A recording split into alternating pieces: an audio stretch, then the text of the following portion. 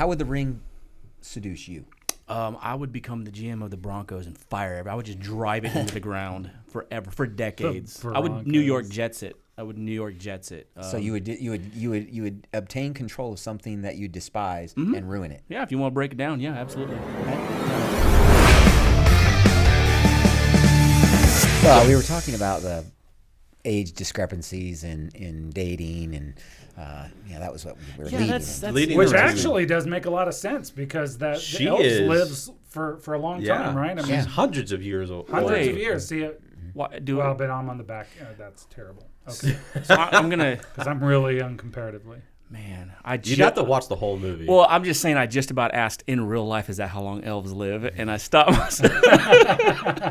Is that really how long they live? Yeah, we're gonna rewind this video, and you're gonna see my eyes light up. That's the question that popped in. I just want you to know for context. It was in real life. Is that how long elves live?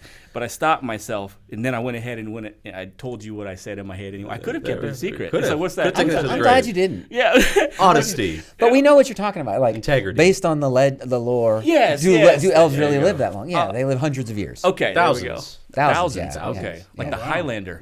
Yeah. Actually, yeah. There can be only one. There can be only one. Yeah, because remember in the beginning of the movie, Elrond's like, I was there, Gandalf. I was there 3,000 years ago. Oh, yeah.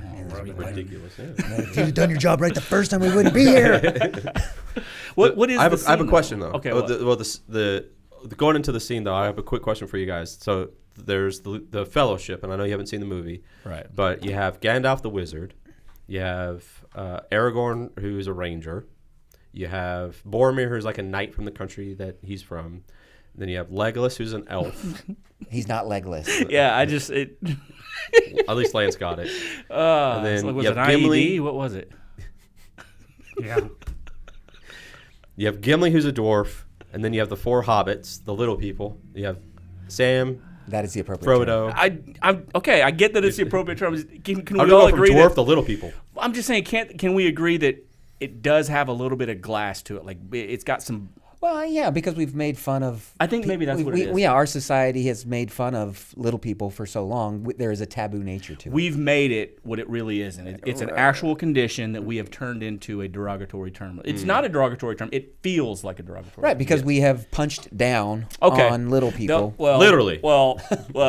I have. Can you say punch down? I don't know what you're doing on the weekend. But okay, the question is, out of those 9 people, okay, who would you pick that like if my life was on the line, that one person is going to save me? What was Liv Tyler's character again? Arwen. She wasn't, but she's not an option. She's in the movie. She is in the movie, and she would protect me. And she would. Yeah, if you were sick, Frodo, she would protect you. Feel specific. Stop trying to find loopholes, Dave. The question was specific. All right. I'll go first. I mean, Gandalf. Gandalf? Wisdom. Why? Yeah. Because he's been. Your life is on the line. My life is on the line. He is the most. I mean, he's an exceptional. He isn't human. He's actually a Maiari, which is that right there? Term? Maiar. Maiar, which is like this kind of celestial being who comes down to Middle Earth to help make sure that good things happen. So he's an agent for positive change. That's the wizard, right? Yeah. Yes. And he's powerful. He has wisdom. He's kind of the orchestrator of the entire fellowship. So I'm like, yeah. And you relate to him because I imagine that you kind of view yourself as the. I'm growing my beard out in honor of the gray elf is what they call him. So he's like an alien wizard. Well, he's kind of like a superior species, maybe. It's not an alien, more of like a think apparition. like an archangel, like an angel of some sort. Yeah. That has been made human form. Okay. Yep. Okay. Yeah. Who would you pick, Dave? That creates a whole series of questions, but Ask away. Well, no, because it goes back to, why all the hubbub. I love that word. When kerfuffle. All the kerfluffle when he can just go boop. But he can't go boop because the ring. He's the one person that he knows he can't touch that ring, because it would corrupt him, and then you got the most powerful person being corrupted. That's a dangerous thing. He would destroy the world. Okay. Well, then I wouldn't take that guy because that's scary. Because I'd probably ask him to, hey, hold this. Hold this for a second while you go to the restroom. Something. I don't know. Probably the knight. Yeah. Boromir? Sure. Yeah, he's a noble guy. Yeah. Yeah, I like that pick. I would pick Aragorn just because I knew grew you up would. idolizing I know. Yeah. Aragorn. There's no doubt about I it. even had a D&D character and I called him Aragorn. Yeah. What about you, Aaron? Okay, so we're gonna need to walk through the characters again. Okay. Break it down. But break it down Barney style. Okay. Gunny, I know you would like to say it that way. Yeah. That was like Barney style. Just to echo off what Captain said. Just to piggyback. Yeah. There's a reason I got out of the Marine Corps. It took me 21 years to make that decision, but I've heard those phrases enough that I never want to hear it again. All right, so walk through the characters and give me a brief description of what I'm dealing with. So you got Gandalf the Wizard. Okay.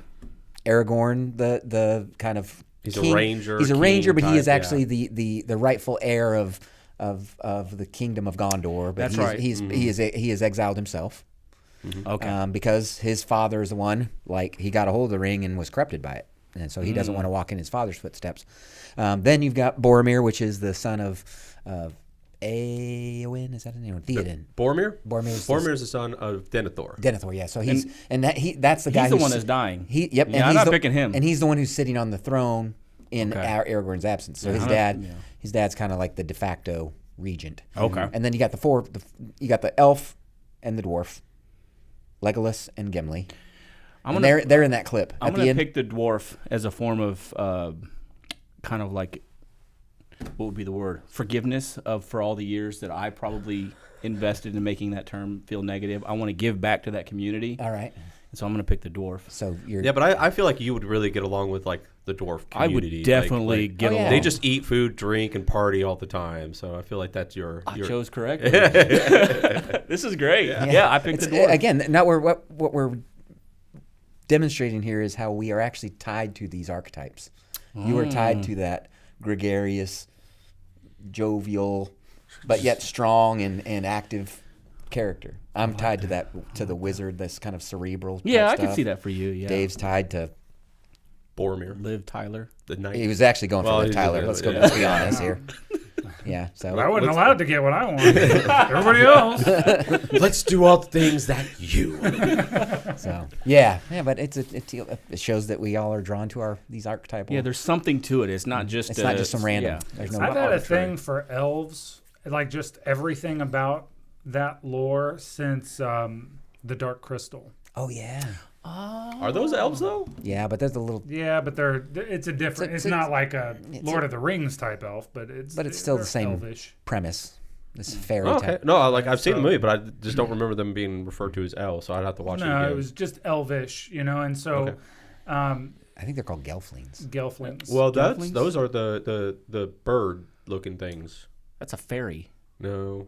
Well, know. yes. Different no, movie. Yeah. yeah, different movie, but that's what got me into the whole elf thing. And so, through all of the different stories and things that have ever come up, I've always kind of gravitated to the elf thing. And then so when Lord of the Rings comes around, and here different presentation, a lot of the elves that that I'd seen and anything else, I was like, ooh. Okay, Well, I'm think going to ask a dumb question and beat me up.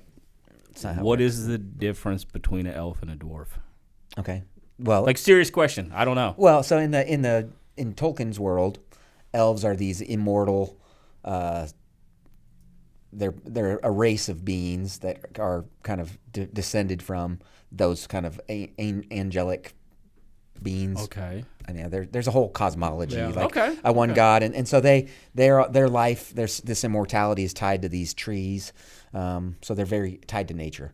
Dwarves are all about, they come from underground. They are the miners of this world. They build jewelry, armor. Yeah, they're miners, so they understand living underground, and that's why they're short. And Okay, so They I run around with battle axes. I feel good about my your choice. choice. Yeah. Okay. So now we got that out of the way. We're going to talk about that scene. And it's a very powerful scene. And I picked it. And Dave, I have a feeling that you really appreciate all the symbolism in it. Lance as well. I know you get it. But there's a moment where Boromir, as he's died. He sacrificed himself, to save his friends.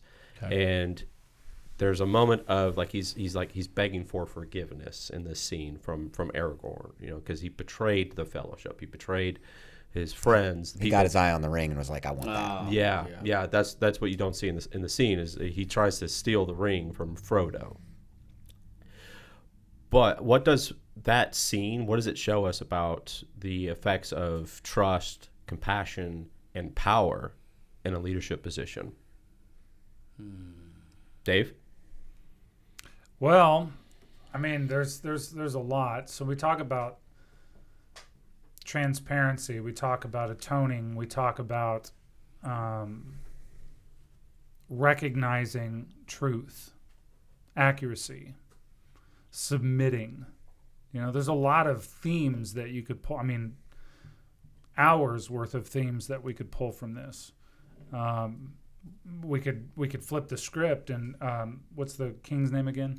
Aragorn. Humility and accepting responsibility and stepping up to the plate. There's a lot of things, and so that interaction kind of has to happen. So we're watching this really cool interplay of this exchange almost of power, where one says, "All right, not only am I dying, but I want it to be known that we all should have been following you." Which is almost a declaration if everybody wasn't dying all around him, would have been a declaration to say, to my followers, we all, we should be following you. We should be following you. And so, but then also too, the acceptance of that power, but also forgiveness in that moment. And because, he could be spiteful about it and be like, later, dude, do you need some help? Whatever. But he wasn't, and so there's a very interesting dynamic unfolding there. And, I'm sure we'll get into elements of it as we go, but, just that humility, I think, almost on both sides was just very powerful for me. I think, the ring itself, it is the symbol of not only power, but how power corrupts. And there's the reason that ring it's the focal point of the whole trilogy and even beyond that. And so that the fact that Boromir tried to get the ring because he believed, if I hold this ring, then I can, he has greatest intentions.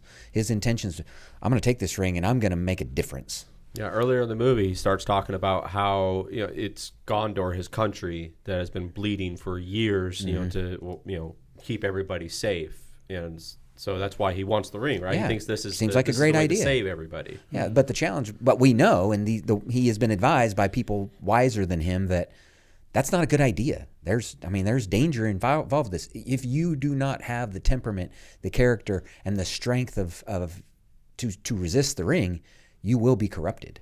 The interesting thing there is the arrogance. I am strong. I am smart. I'm everything that I need to be in order to do this, despite the fact that everybody was like, look, you might be great, but you're not that great. And he didn't want to hear it. And I think that's one of the key aspects of us together here is like, we don't know what we don't know. Boromir, with the good intentions that he had, and even being told thereby when they assembled the Fellowship that this thing is corrupt. We need to give it to somebody who will not be corrupted by it. And then they pick the most unassuming people possible. They give it to Frodo. Oh, Frodo took it upon himself. Right. He didn't want it. Right. Absolutely. Right. But he knew that he had to because he was pure. And then the one person who truly resisted the ring unequivocally is Sam, because he was just this humble gardener. And that is the paradox here, is like the strongest beings in this whole story are actually the weakest ones. So what does that say about temptation among leaders? You would say Boromir was in a leadership position. He's captain of Gondor. Like he ran all the armies. But here's this guy. He's supposed to be the epitome of what leadership is, and he's tempted by power. In the world view, all that leadership is. But I would argue that.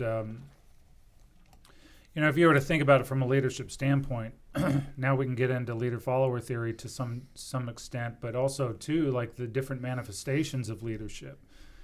And you got Aragorn, who I would argue is one of the greatest leaders. To be able to step down in the face of what he felt was right. Like, all right, cool. I'm going to take a step back. One of the hardest things for a leader to do is to allow somebody else to lead, and because that person too needs to be a leader, or you're trying to bring somebody up, or maybe somebody else has a better skill set in this specific situation. So, the leader has to step back and go, you know what, you're better at it than I am. You should do it. And, but the one that's, I'm going to do this, and I've got it all under control. And, that's a dangerous situation, but that's what a lot of society is conditioned to believe a leader should be. That person who boldly goes forward regardless, that's boldly go forward, true, but no, you need to do it with a sense of reality. And a team who can help call out the blind spots. Yeah. That's why the fellowship comes together. They didn't just give it to Frodo. Didn't just take the ring and him Sam go off. The whole party went out together to begin with. I would push you though. Yeah. That fellowship didn't succeed. That fellowship fell apart relatively quickly because of Boromir's actions. Yes. So him being a leader, him thinking he was doing what was right with his group, with people who hold him accountable, spot his gaps, as you call it. His unconscious bias. Right. But it fell apart regardless. So how do we learn from that? Good. That's a good question. And that's because you're going to be in a position where you might have a group of people that will absolutely identify and hold you accountable and fill gaps that you don't have, your weaknesses, right? Why'd you smile? Oh, I was I was curious to hear what the his question was what do we learn from it. So I was really just curious what It looked what devious. you guys were going to come to, because I have a very specific idea about it, but I'm looking forward to hearing everybody's thoughts. But you might be a leader and it falls apart regardless. Yeah, I mean, this goes.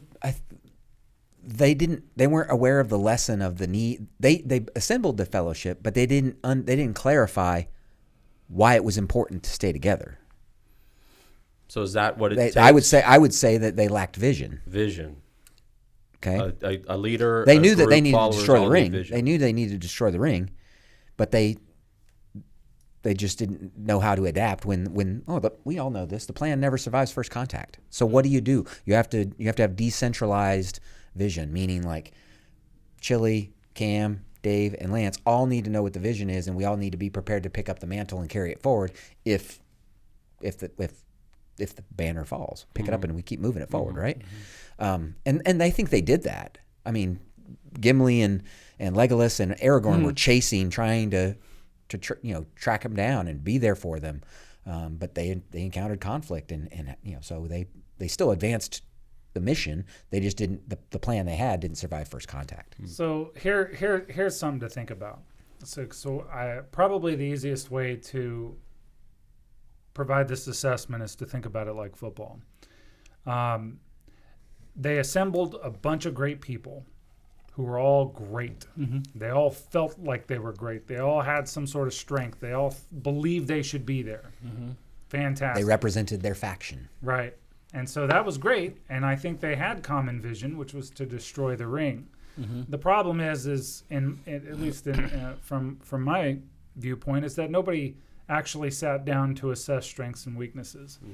Okay. Right. And so if you were to think about it from a football analogy, you had a whole group of quarterbacks, right? So everybody was the one that was running the show in their little faction or whatever, right? But nobody ever said, all right, well, who's going to be the wide receiver? Who's going to be the running back? Who's going to be the defender, right? So we got to know what our role is here, right? Who's going to be the lineman? Who's going to protect the quarterback? Who's really going to who's going to actually call the plays, right? And so there was no assessment of strength or weaknesses in that. And so why did it fall apart? Because a lot of times everybody was, well, I can do it. It's me. And so there was an arrogance to some of what was going on there. And then the one person who probably should have been the quarterback didn't want to step up because he was letting other people throw the ball. And it ended up being this really problematic thing where, again, it fell apart. Even though they had common vision, they didn't know the role. They didn't know the play. It's important to note too, like we are looking at this in the context of a story, and the establishment of the fellowship is part of. There has to be a character arc. The fellowship, what you're describing, is part of the flaw that they need to uncover in order for the story to progress. Okay. Aragorn has to recognize that his passive nature is a flaw. He has to move beyond it. If you look at it from Joseph Campbell's The Hero of a Thousand Faces, and the hero's journey is he refused to answer. He refused the call first. His first call was like, "You need to step up and be king." Well, in the hero's journey, the hero always refuses to answer the call to begin with. Luke Skywalker says, "I can't leave. I have to go down to Tachi Stations and pick up some power converters." Right? He's refusing the call. And same way with Aragorn. He's like, "No, I'm a ranger. I'm just out doing my job, working for Gondor on the side. I'm not your king." But until he faces that second call to action, necessity forces him to come out of the cave and step into his leadership role. And all of us have those moments in our lives where we're like, I'm not ready yet. Would you say he had to have a period of growth through adversity? Absolutely. In order for him to come to the conclusion. And the adversity didn't just apply to him; it applied to the whole fellowship. Boromir had to die to trigger everybody else to go like, "Oh, this is real." And he set the example for the level of sacrifice necessary in order to carry the football across the goal line. Right? I love that you said that exactly, because I want to ask you guys a question. What does his sacrifice teach us, though? Because it's great and all that he became humble and finally found humility through death. Mm-hmm. But what does his death inevitably teach us? What's the sacrifice? What is the point of a leader sacrificing? Mm-hmm. Shelly, what do you think? Well, where does this happen in the movie? Is this the beginning? Towards the end. Oh, this is at the end. Well, not the end, but I mean, literally, there's like 5 minutes left. There's a whole story, though. So right, but this is also the beginning of the first of three movies, right? Oh, so it's like first act. The end. So there's 3 movies. It's the end of the first act. It's act 3 of the first act 1 movie. Yeah. Okay. If you did it in 9s. Yeah. Sure. Yeah. So this is 3 of 9. Yeah.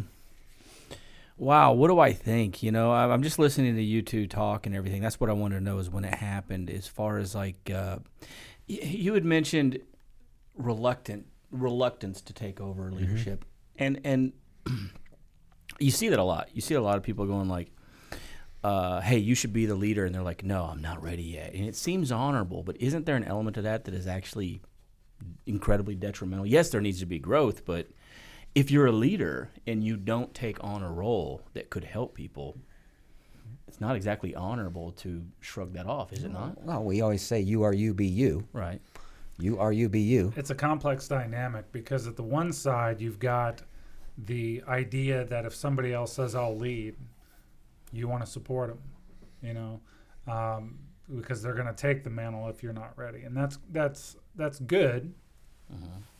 But you're right in the idea that, sometimes you got to lean towards risk and do it. But do you seize the leadership role and create conflict within the team? Or do you allow somebody else to spread their wings because maybe they're a good leader?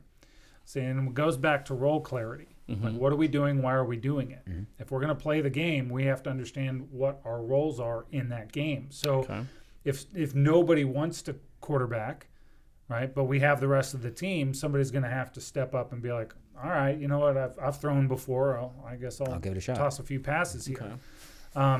But at the same time, you and I have to recognize the quarterback and go, "No, you are a great passer," right? And elevate them.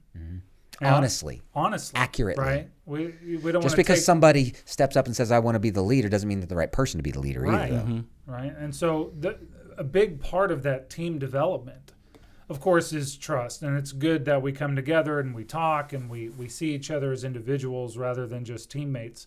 But there is that role clarity, and it's vitally important for a lot of different reasons. Yeah, goal orientation is fundamental, right?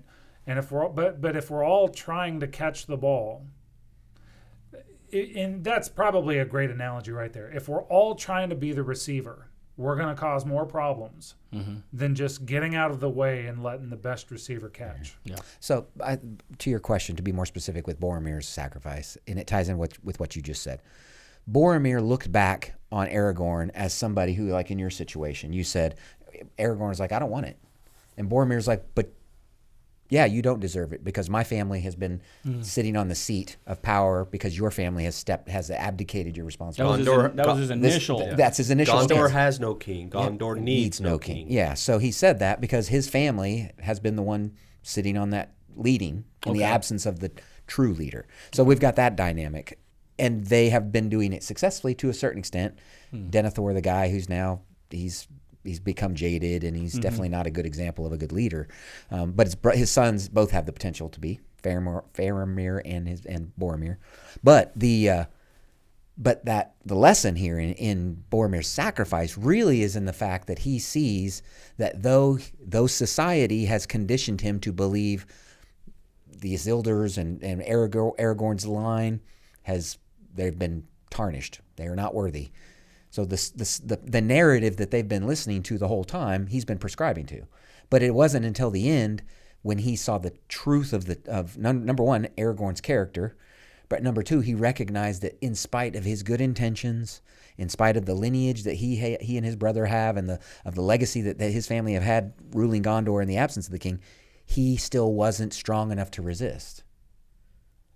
He tried. He still gave the true lesson in his sacrifice is humility. It's that, and sometimes we don't understand the lesson in humility until we've had our nose busted in and our face put in the dirt. You mentioned something, or at least the message that I took away from there, might talk about this if you can, is also redemption. Oh, yeah.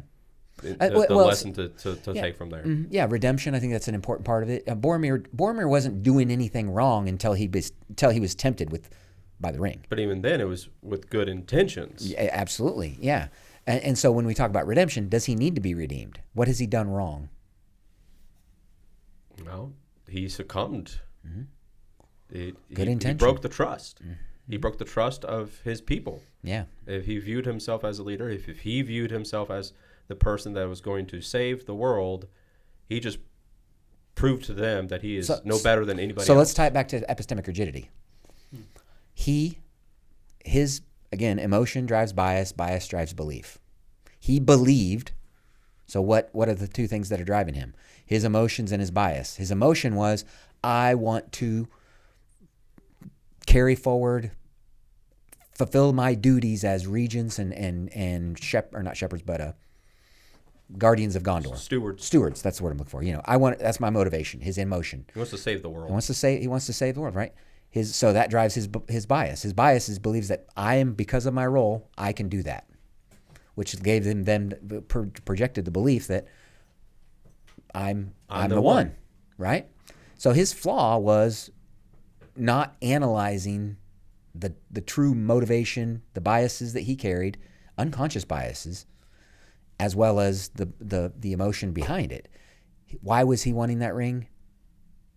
Emotionally, it was for a good reason, but he put himself above the reality of what he was dealing with. And so we see this in society. He didn't address any of his weaknesses. No. Part of that, too, was the direct and deliberate denial of accuracy. Yes. Boom. In what way? Well, he wasn't king, and the king was definitely there. So it was an overt denial of accuracy. And so that's one of the things that, when I look at that, I'm like, that's where I zero in on.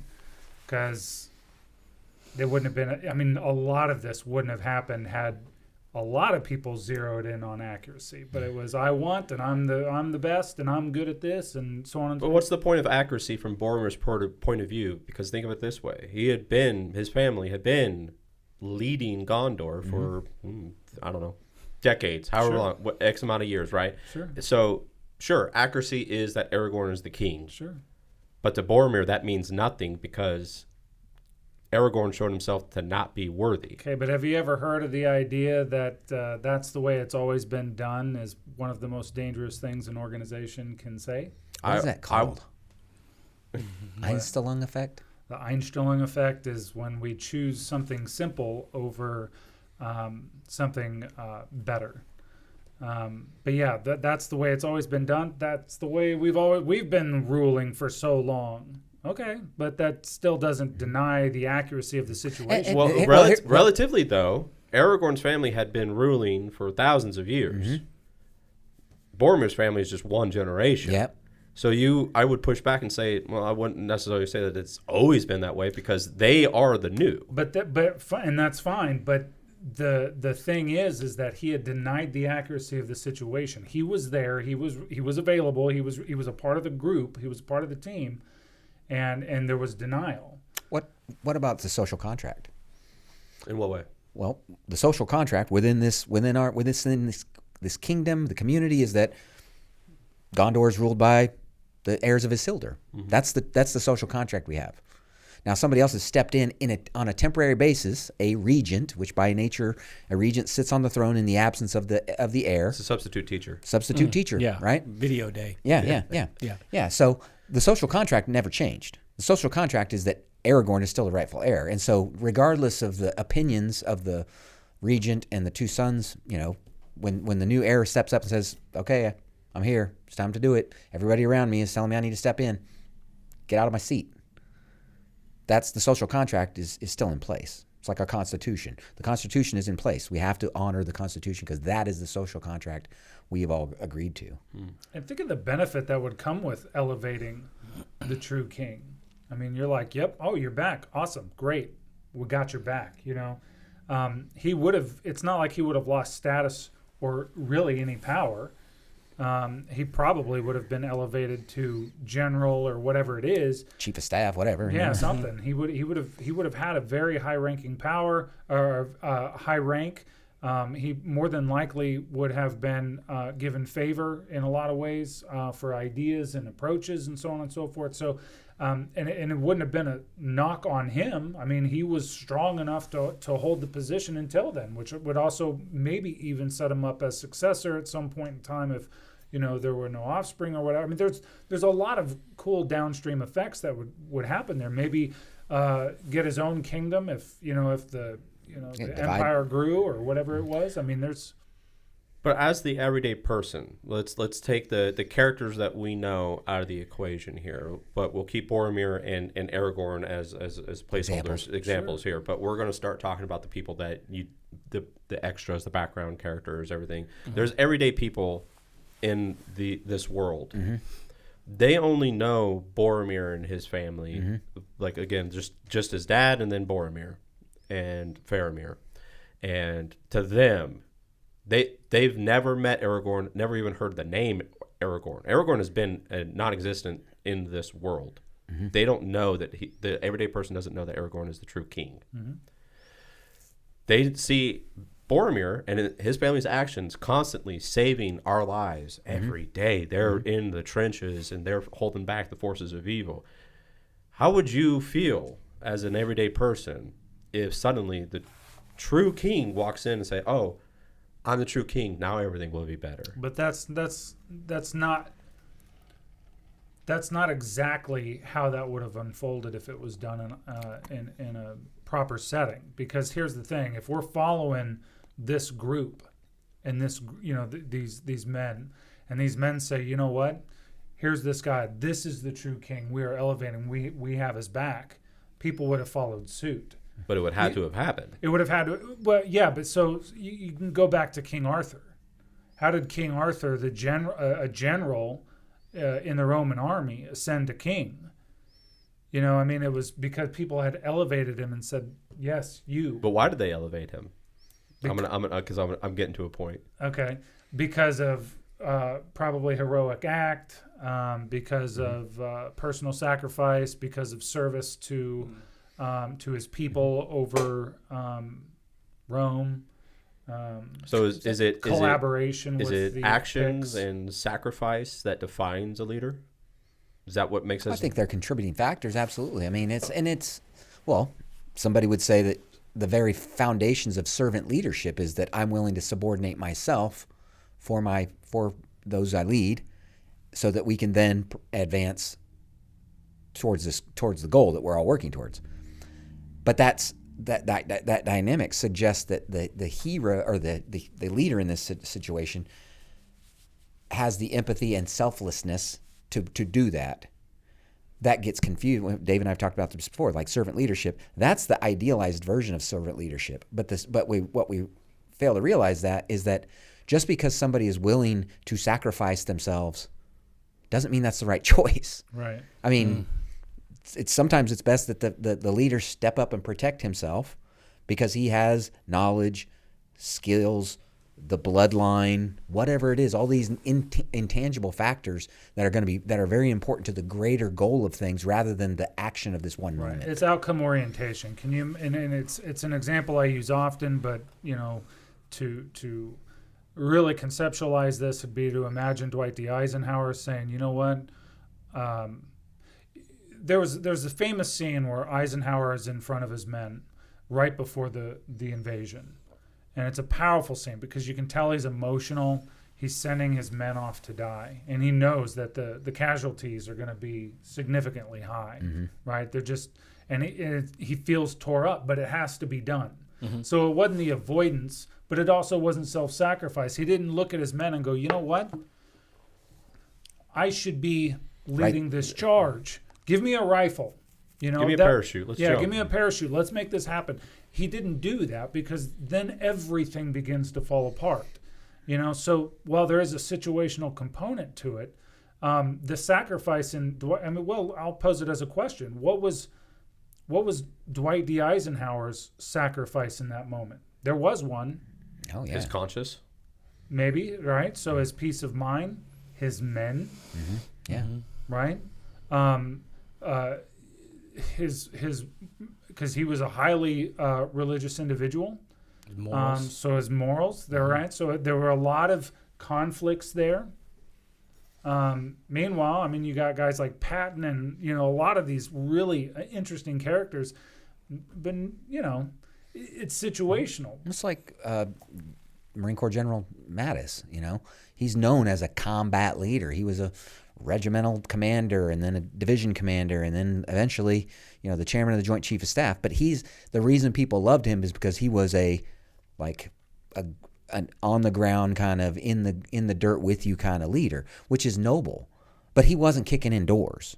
He had his personal security detachment with him all the time to protect him, even though he was out there. He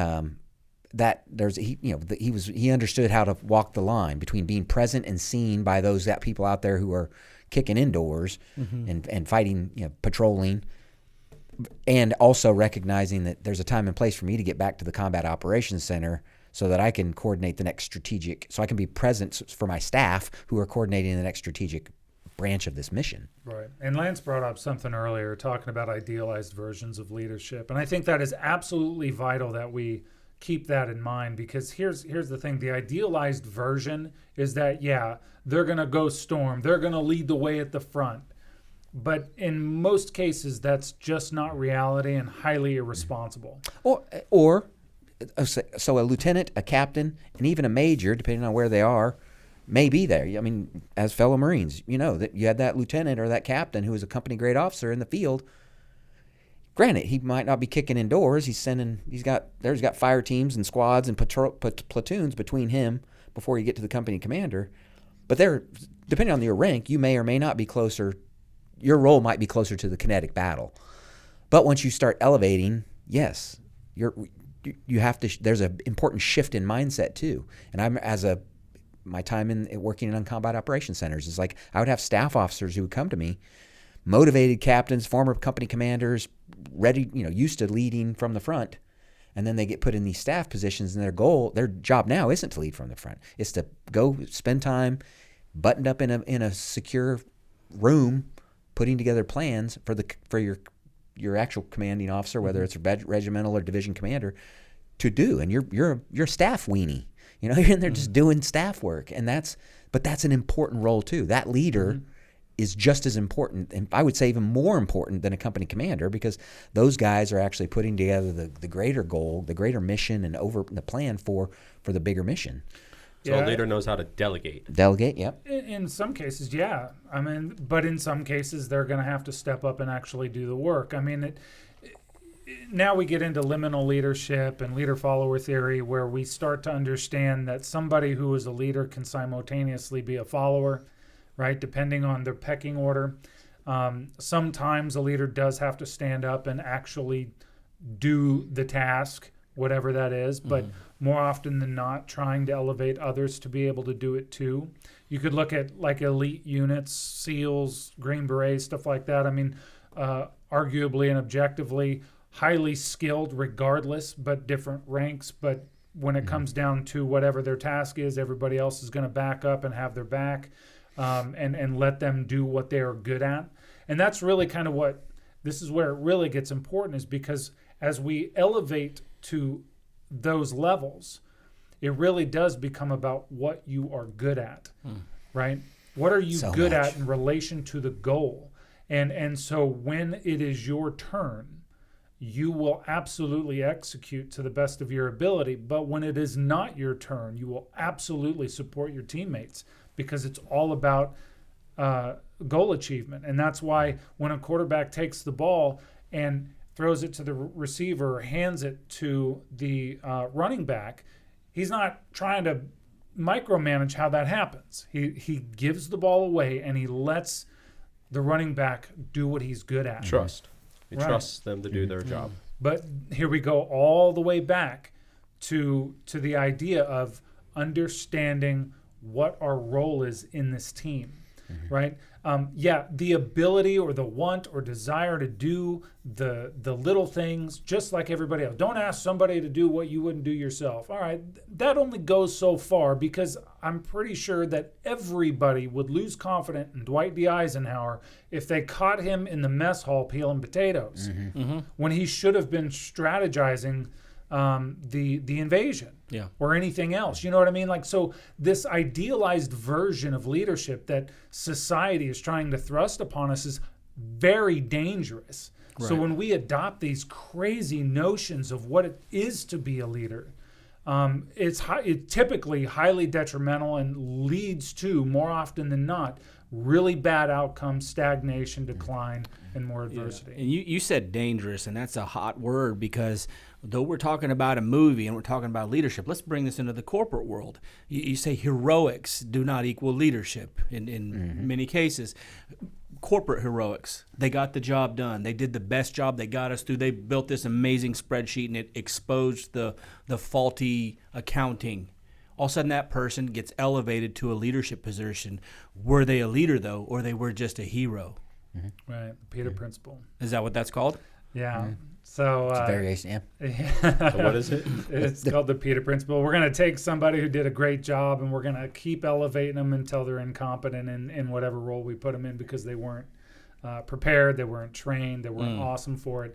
And so now all of a sudden we have somebody who is incompetent in their role in charge of people who we usually elevate somebody just one step above where they should probably be. That seems to be the rule, though, not the exception. That seems to be the way it is dictated. Is that? Well, I think Is that it goes promotion back. by merit? Well, I think it is. Well, and that's the nuance of the Peter Principle here is like, we know that this guy isn't necessarily good at the job he's in now. Maybe he'll be good at the one above, so we'll promote him. And then that happens again and again and again, and shouldn't have been promoted. It's just madness. It shouldn't have been. The dude shouldn't have been promoted to begin with, because nobody wanted to have a hard conversation with this guy. Right. Nobody wanted to say, this dude's better. I know your dad is a general officer too, but Yeah. I remember I was in a school with a guy whose dad was in the space shuttle. He was commander of the space shuttle. And this guy was going through the same school I was, and he was incompetent. And he knew he was. And he was only there because he was a legacy. His father had a illustrious, glorious 30-year career as a Marine. And he was following in the footsteps, but he wasn't. He knew he was doing it for the wrong reasons. But nobody wanted to have a hard conversation with this guy because his dad was who he was, So somebody should have had a hard conversation with Boromir and Aragorn, Oh yeah. both of them. Because I would argue that there was weaknesses in both. Because Aragorn knew Boromir was gonna fall at some point. Yeah, he saw the flaws. There's a whole scene in the movie where he literally has his sword just partially drawn because he thinks Boromir is about to take the ring, and he's like, "Am I going to have to kill him here and now?" But later on in the movie, obviously, you see Boromir does exactly what Aragorn thought he would, but he did nothing to address it, nothing to correct it. So is Aragorn just as much, to blame here for the fall of the Fellowship as Boromir? Some could say yes. I would say no, though, in the sense that we cannot. This isn't the Minority Report. We don't get to predict crime. We can anticipate things. We're like, you need to put some checks and balances in place, but we can't hold somebody to task for something they haven't done yet. Well, no, but I'm not saying he needs to kill Boromir. I am. But what was you are? Yeah, I believe that. But where's the conversation? As the leader, as the chosen king, the accurate, this is the guy who comes in and it's going to make everything better. He made a mistake. He had an opportunity to correct something or at least address something, to put parameters in place to prevent it from happening, but did nothing. Chose to do nothing. And this is part of the arc. This is part of that character development, is that we see that Aragorn has an opportunity. He knows it. Foreshadowing, if we're going to look at it from a storytelling perspective, we have this foreshadowing. Okay, Boromir, Aragorn's spidey senses are tingling, they're like, I don't know. But he didn't do anything about it. He didn't trust his confidence as a leader. He did not trust his intuition. He lacked the confidence to step forward into that role at that moment. He wasn't ready.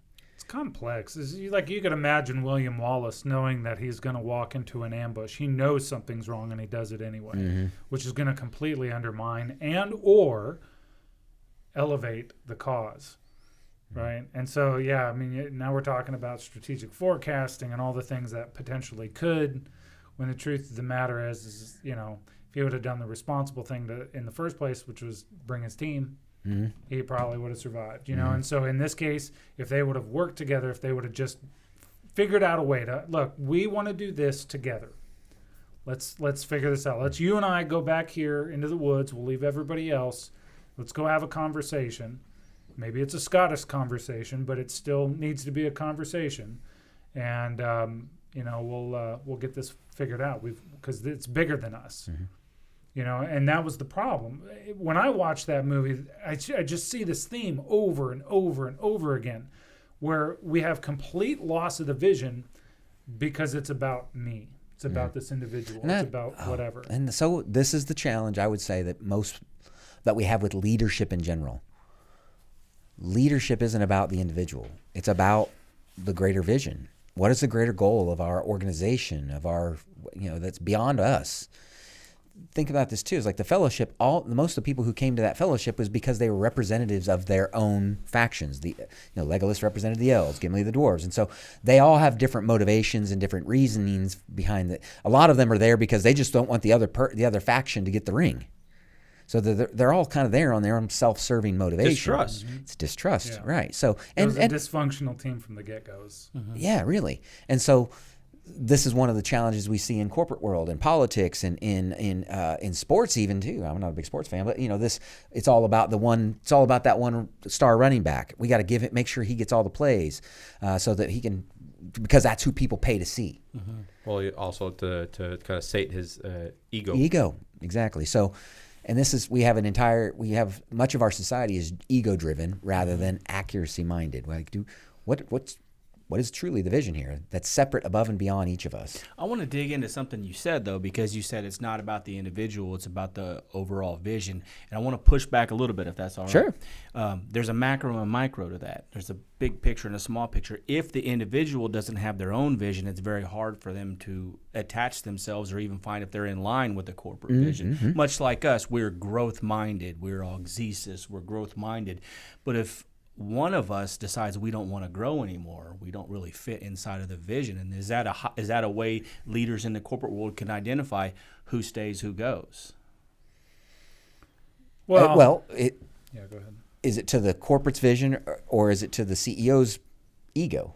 Well, if there's, let's say, there's an employee. The vision is growth, and there's somebody that says, I don't want to grow. I don't even want to push buttons. I'm here just to collect a paycheck. Where's my stapler? That should kind of go. guy. Mhm. Exactly. Yeah, and they that's go. what I'm getting Yeah. at. If they don't have a micro vision of growth, they can't attach themselves to the macro vision of growth. Right. Okay. And I would say the role of the leader then is to create a vision that inspires the followers to align to that. So Fostering a culture where it becomes total immersion, hiring and firing in relation to the vision specifically, measurement of task in relation to the vision. KPIs. Yeah, well, yeah, but vision focused, right? But here's the thing. Now we're talking about the IBOT method, right? Intuitive benchmarking over time. When we think about what it is that we're doing, because growth can sometimes be relative and subjective, really. And so, but we can adopt these things ourselves, right? Like, so if I am going to join an organization, I should not join an organization that's not trying to achieve something that I'm not in on. I also shouldn't join an organization that's not trying to achieve something. So part of that is my fault by not evaluating what I am aligning myself to, right? And so when you look at the situation here, yeah, they had, like I said, we had a goal. We're going to destroy the ring, but like, how? What are we doing? We're just gonna go. We're an well, escort. that goes back but, to like, we're what's gonna my role? we're gonna go play football. We're gonna score touchdowns. Yeah. Well, what formations are we using? Yeah, What, exactly. Yeah, are which we direction are you are we going? in a running game or a passing game? You know, and I'm not Mr. Sports, Right, but that metaphor carries forward good. And more importantly, like what could potentially stop us, right? So here's the thing: every team, before you ever start a game, you're going to watch video of the things that could stop you from progressing. Sure. Right? So there is the evaluation of the things that could stop you. There are the evaluations of the strengths and weaknesses of your opposition, the fail list, as it were.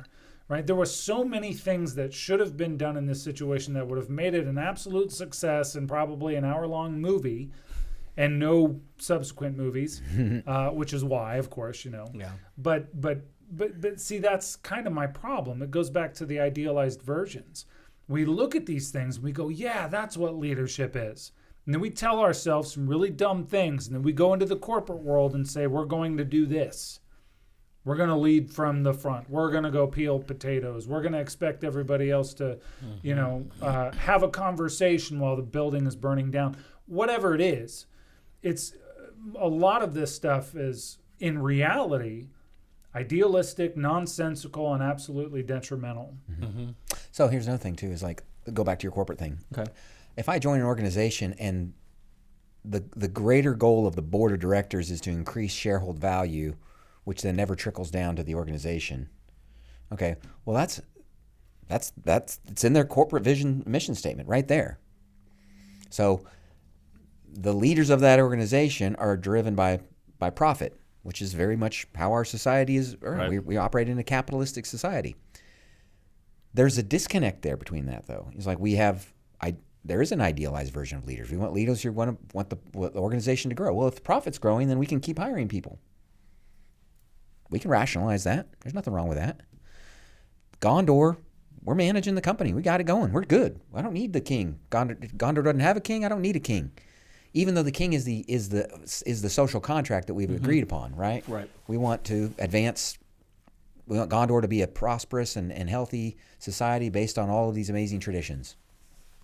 But then individual greed, ego get into place, and all of a sudden we're willing to skirt the principles that we're building upon because it serves me or us as leaders in this strata at the expense of others. It's like people in the United States adhering to certain ideas or benefits or perks at the expense of the Constitution, which is the vision, right? Or shredding the Bill of Rights a little bit because it benefits me, But not enforcing the other aspects not of enfor- the other aspects of the Bill of Rights because that's just inconvenient with my vision of the world, Yeah, my right. personal vision. And we can see it in religion as well, where we'll adhere to certain parts of the Bible, but we'll just ignore this book over here because it talks about this or whatever it is, And so, knowledge, of course, knowing what we should know, we have to. You have to know what you believe in. You have to know what you're chasing. You have to know why you're chasing it, right? It's sort of like, how do you know you are something unless you've tested it? How do you know you believe in something unless you've tested it? And I think that's what the whole scene there about Boromir and that what's the word he was redeemed. His redemption is like he was operating under these unconscious bias that only the regents are worthy because we're the ones who sacrificed. Well, that's a noble perspective from a noble perception that he has, but it doesn't take into account the real perspective of everything. Is that, like you said, it was only one generation, 2 generations of regency. That's you're putting your own self-interest ahead of others, or ahead of the bigger vision, and there's a cost to that. But after he makes that choice, he realizes, oh man, I was wrong. Well, would you say Realization of or maybe the destruction of delusions of grandeur? very much so? Because what would you say that two sides of the coin here?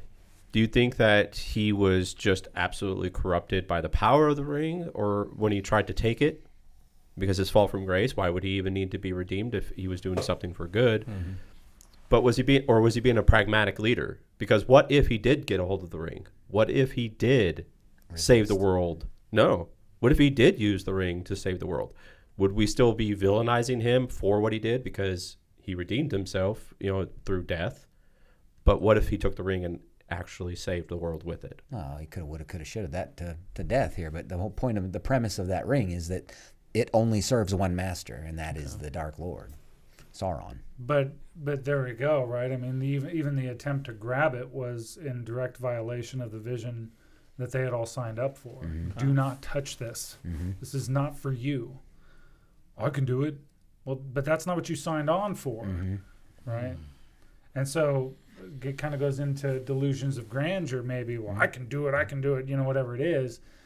Yeah, well, but maybe you could, but that's like I don't know, signing up to be, well, I can go back to the football metaphor. I signed up to be a quarterback, but I'm going to sit here and try to be the coach or the general manager. It's like, well, not at the same time. Like, Well, is a leader's moral integrity more important than their effectiveness?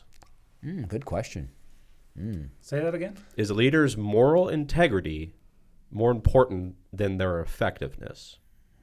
And understanding that effectiveness is how our ability to get closer to that vision, that goal. Yeah. You're going to get us to talk about some historical figures who we should probably not talk about if we open up that conversation. Well, but now we're talking. But you've because effectiveness doesn't mean necessarily noble or good either. What's their vision? Yeah, we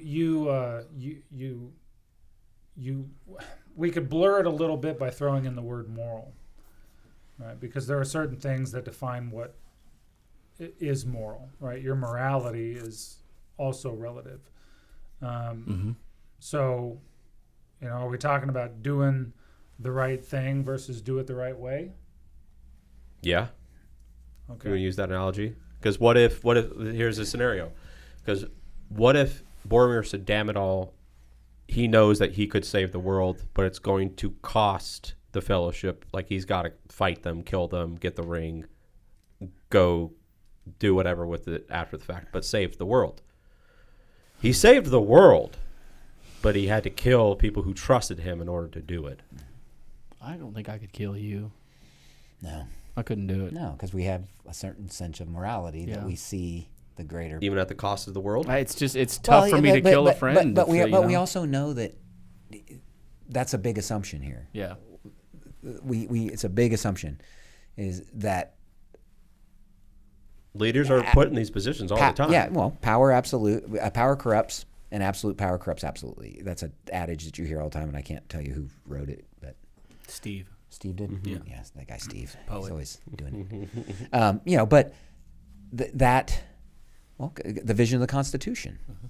We know that we built the United States around these premises. The Bill of Rights, our Declaration of Independence these are the foundational documents of our country.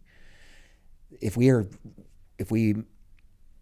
swore the oath many, many times in the Marine Corps to support the Constitution, and so that principle should guide us.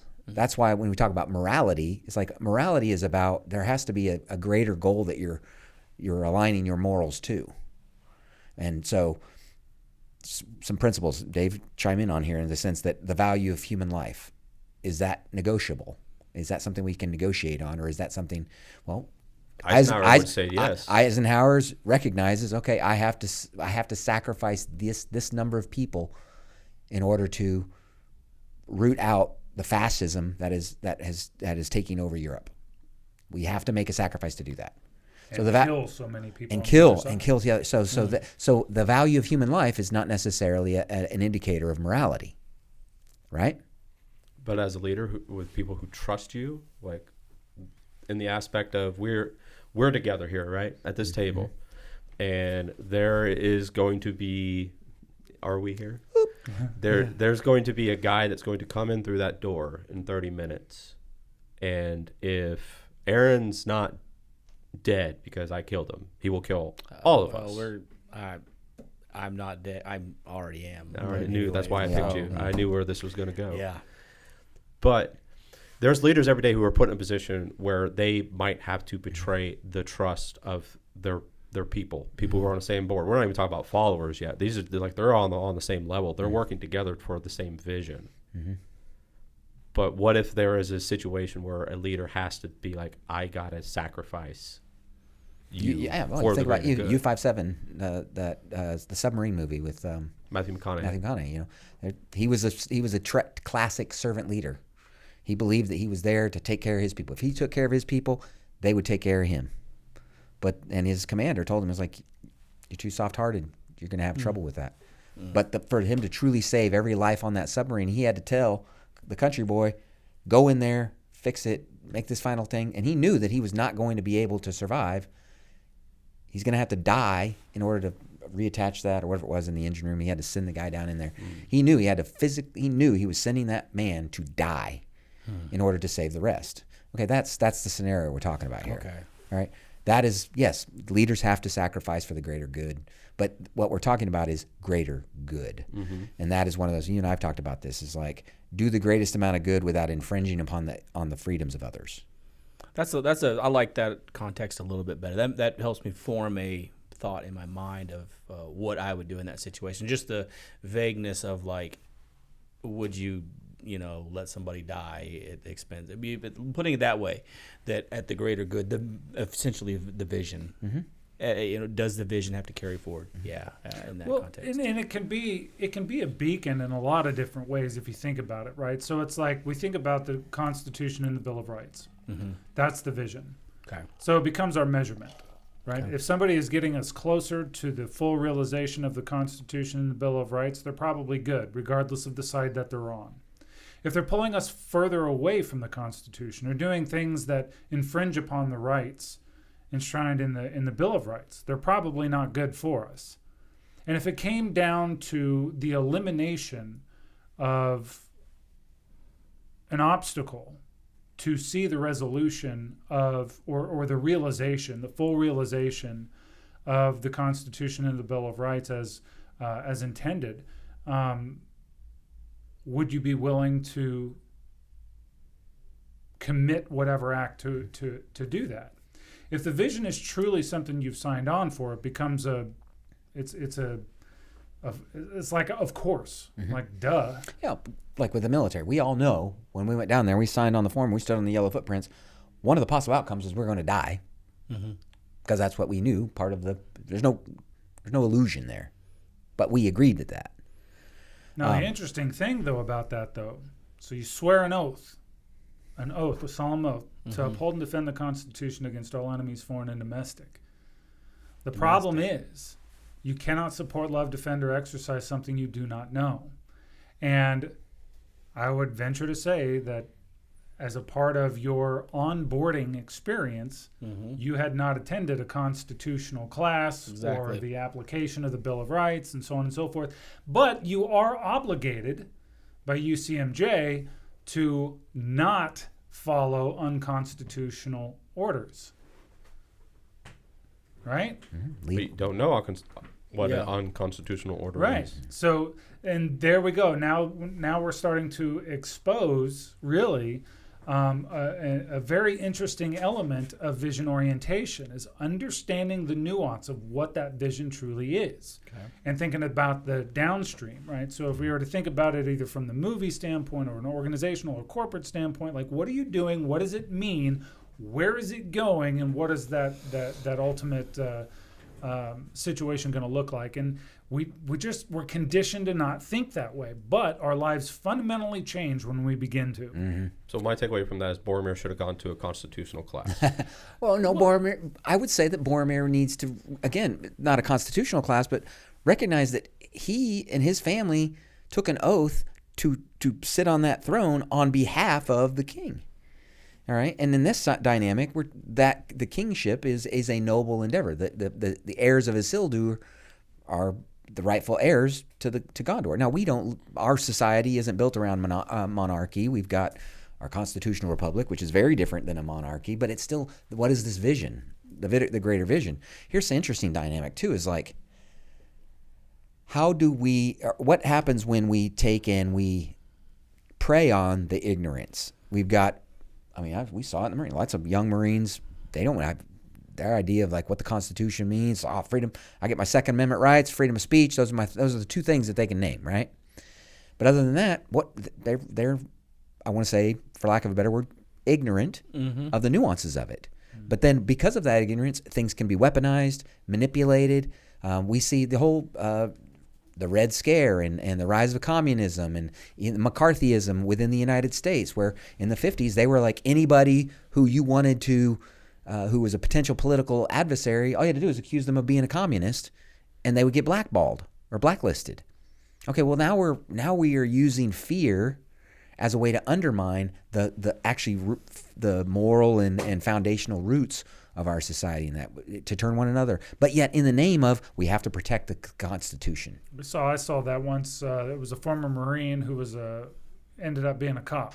Okay, so two different sides of that, and we were having a conversation, and he flat out told me that it was okay to infringe upon the Bill of Rights to protect somebody or to do this or to. I mean, he was basically justifying that. No, it's fine. Those are basically guidelines. I'm like, it was very hard for me not to flip a lid on that. Because it served his purpose. Blew a blood vessel. It served his needs. Again, cognitive dissonance. I swore an oath to support this, but when it makes it inconvenient for me, I will ignore that and align with this motivated reasoning. I am religious in this religion, but when it's inconvenient for me to follow that text to the letter, then I'll rationalize. I will ask for forgiveness or something. Yeah. So if me and the dwarves see somebody like that, we're allowed to kill them. That's part of your vision. And but this goes back to this thing though, right? So doing the right thing versus the right way. And that's the importance of understanding, and it goes back to what you said about, well, we have to know what the vision is, right? So what was the vision there? Right. So how do you justify the difference between killing somebody and murdering somebody? Right. And so a lot of that is vision orientation, but also team development and so on and so forth. I mean, it's like greater good as what you were talking about. I mean, was it a selfish motive or was it for something bigger than yourself? And if you look across the law, you'll find an interesting commonality. Right. We've gone through these exercises as well. If you're going 80 miles an hour down the road to go to Quick Trip to get a pack of smokes, you're probably going to get in a lot of trouble. But if you're going 80 miles an hour down that same road at the same time doing the same thing, but you're taking somebody to the hospital, you're probably not going to get in trouble. And so the idea is it bigger than you, and it's getting away from that ego-driven, selfish nature. And what are you signed on to? Is it something bigger than yourself? But that doesn't always excuse it, because atrocities have happened throughout history.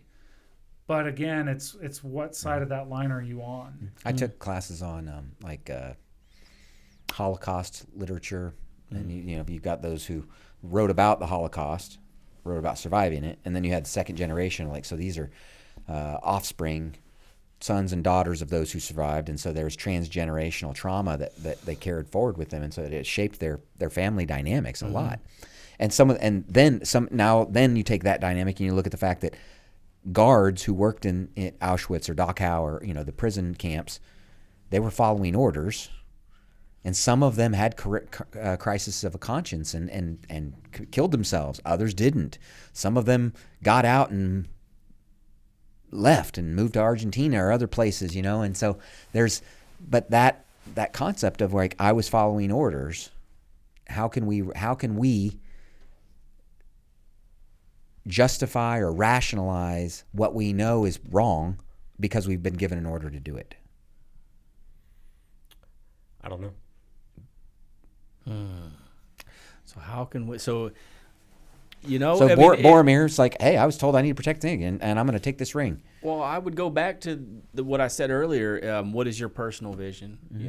Do you have a personal vision? Values. Are you in a place that aligns with the corporate vision? And so when you make a decision, it's going to be, in most cases, especially in chaos, you're going to make the decision based off of your personal vision. You're going to react to your personal vision, and you're going to support. You're going to probably fall in line with peer pressure, social structures in place, because that provides stability. So to actually, if you truly have like personal values, and then the corporate vision conflicts with that, that's a moral dilemma. You are then going, do I adhere to my own personal values, or do I subordinate my values because it's safer to follow the mass? I keep collecting my paycheck if I do this. I don't get blacklisted. I could get a promotion if I do this, even though it violates my own personal values. It's interesting. There's a fascinating, for those who are historically oriented, fascinating to look at World War. You brought up World War II. I find it absolutely fascinating. You look at Germany, right? You had the Nazis, and so you had various factions within the Nazi party, but they'd kind of signed on to a vision. But then if you were to look at Germany specifically and look at regular army, their focus was something different. And that's why, they would sometimes butt heads. But even outside, so you look at the Arab factions that signed on to the SS because they were very much in line with the vision of the Nazis, right? And a lot of people don't know that the SS had an Arab faction. Several. And so all of the things that kind of happened through that. But meanwhile, you had regular army who were about Germany, not an individual, right? And so even in that situation, a very complex dynamic. It's way oversimplified in modern education, but very complex, where you had competing visions, but that were kind of aligned in like some weird overlaps.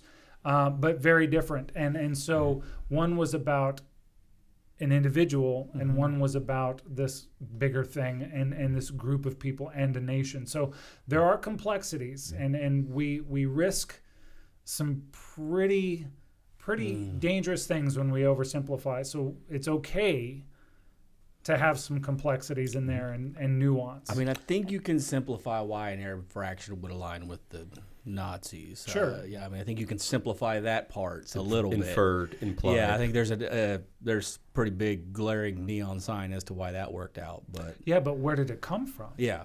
Right. I mean, if you really wanted to get complex with this, you go back to the Ottoman Empire and Western influence. It could be argued that a lot of what's going on today, but also what happened in World War II and leading up to it, maybe even World War I. Really, I'm definitely the fall of the Weimar Republic with World War I caused financial turmoil within Germany that put so much pressure on them that your average, just like with the price of eggs now, plenty of people are being radicalized because of the financial struggles that we're under, and they're willing to subordinate how they normally would treat others because emotion drives bias. Because emotion drives bias. Well, bring it back to what you said, like having the vision of the greater good, keeping everybody in mind when you make decisions versus making decisions for the oneself.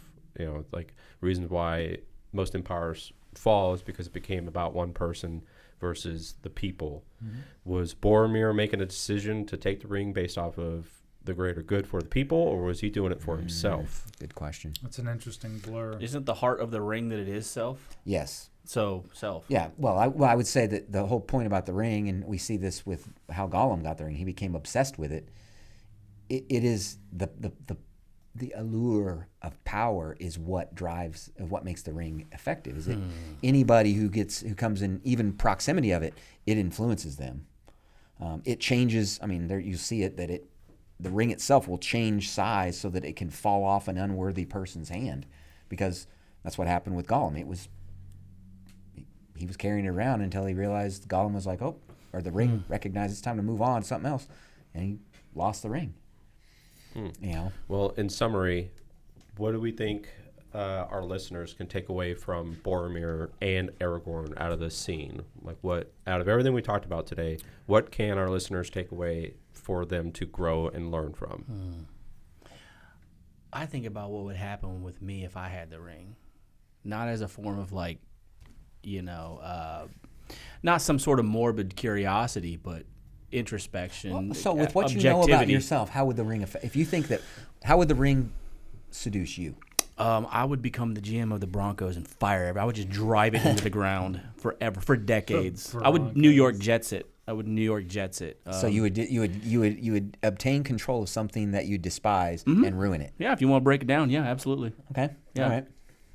I mean, Dave, what would Boromir you- was thinking he was doing the same thing. I would be. No, but I would be a form of. Just saying. If you think of, I wouldn't be. I'm not murderous. I'm not somebody like that. But somebody like the Joker that would, because I view the Joker as like, I mean, he was going after. Now he was doing it selfishly, but I would view myself as somebody that would go after a form of corruption in a pretty messed up way. I think. Well, yeah, chaos is. Yeah. Yeah. That's how I view it. Okay. So. But how can our listeners take something away from that? Just the introspective part of it, to go like, okay, where are my blind spots? If something like this happened to me, what are the weeds growing inside of myself that I haven't looked at, that I need to look at? Because what if I win the lottery tomorrow? What if I strike out or hit great on the stock market next week? I better have a plan in place, because my entire world is going to change in a moment.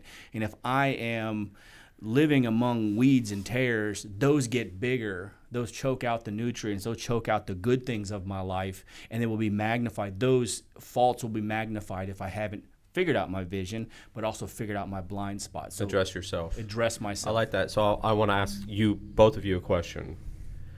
How can I'm just Joe off the street. I'm hearing what Aaron just said there. I like it. Makes a lot of sense. It resonates with me, but I have no tools. I don't know jack from nothing. How do I look at myself? What tools can I give myself to look at myself and understand? Am I my realized self? Like, okay, I'm happy with who I am, but what are my gaps? Or have I not yet reached a level of personal introspection of myself? Maybe I'm making toxic decisions, but I don't know. How do I address it? How do I get better? I'll go first. I would say, well, first and foremost, the first words everyone needs to know in order to start growing is, I don't know. Mm-hmm. I don't know.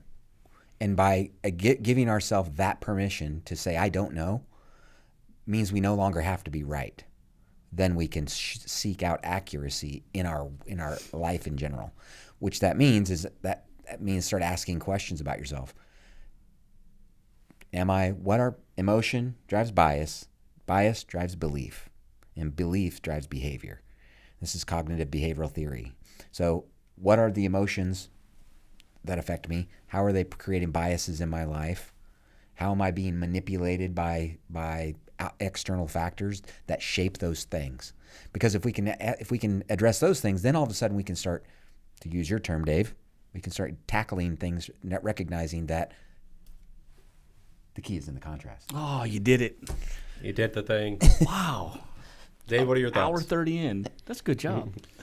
As far as the tools, I mean, you kind of have to start with the idea that, maybe your ideas are contorted. If you reach a point of discovery where you're like, whoa, something's off, then you kind of have to assume that a lot of other things are too. So a lot of things have to kind of be on the table. right? Because if one thing is jacked up or contorted, there's a really good chance that that's systemic, right? And so you kind of have to start a journey of discovery. And this kind of goes back to your question about, like with the ring. The ring for me would be societal conditioning. This is what's going to make you happy. This is what's going to make you happy. This is what you should be chasing. So you would become Ed Bernays. Well, sort of, right? The antithesis of accuracy. But what's really going to make you fulfilled? It's typically not what society says. So, like, the pursuit is that fulfillment to something bigger than ourselves, right? To be a part of an experience, like we're here as an organism. So let's maybe chase the right things, but you're never going to know what that is unless you take a moment to even question, has society jacked me up? Like, am I really, you know what I mean? Like, Well, society tells me I need to eat bread and drink beer, Dave. there you go. Right? But think about it. Like, the tribes we choose, it feels good. It feels good.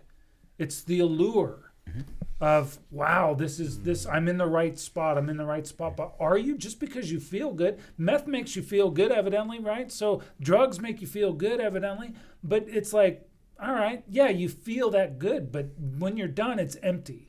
So what happens when that society or that job or that victory, whatever it is, when you discover it's empty? Like, what are you chasing, and why are you chasing it? Truly. Well, I don't know if we don't probably have time for it today, but write that down. The tribes we choose. That should be something we should look at eventually, because I think that's something I'm dealing with personally right now. Even with you guys, becoming a unit with you guys, I think that's something we could explore, because that's so huge. Because before we even get to society, there's ourself, and then there's the tribe, and sometimes we overlook that. And so powerful. And different. We belong to different tribes, and they overlap and they reinforce. These different tribes reinforce the biases that we have, and we're not even aware of it. Yeah. I mean, I'm going through Dave's program, and like, I don't know how many times you and I went around about politics, and you kept challenging me like, you're not a Republican, you're not a Democrat. And I was just like, but I believe these things, and they align with this. And I that. am. Yeah, and then I realized, like, no, you're right, dude. I have ideas that align with this and with this. But the reality of it is, these tribes, these labels that we put on these, they are that. They are like a template that they're trying to make us fit into. And it creates mistrust, which we see in the fellowship the whole time. Absolutely. And great example. The elves and the dwarves. There's this animosity between them because of history. Yeah, we don't even know exactly why. Just Not call really it, anymore. The dark times. Yeah. That's all they West refer to Coast. it. Yeah, Yeah, East that's Coast, it. West Coast, Oh, you know. Crip walk all over them. Yeah. The hardest thing you will ever Tupac do first, in your you know? existence is Urubu. Yeah, you are, you be you. Because it's really hard to know who you really are. But I like Jamaica. Yeah. Aruba. Oh, Yeah. yeah. If you have to go a little bit to get there, but you can get there. Yeah, You can get there. Yeah. It took you a little bit, but you got there. Yeah, I was thinking, Aruba. Yeah, Aruba. It's very close to the early one from the Mandalorian. Boca Yes, Raton. yeah. Yeah, we're equal ground now. Yeah. we're there. Yeah. We're right. exploring Different the locations. Yeah. We're out of time for today, but I'm really looking forward to the next one. I think we're all going to appreciate this one. This is actually a movie I have not seen. It's The Pursuit of Happiness, the Will Smith movie. We're going to be talking about leadership and fatherhood. I have seen it. You have seen it? I have seen this. The one movie that he has actually seen. All right, It's a very good movie. So you're going to run the next episode. Absolutely. I will need none of you because I have the ring. That's all the time we have for today. Thanks, guys. guys.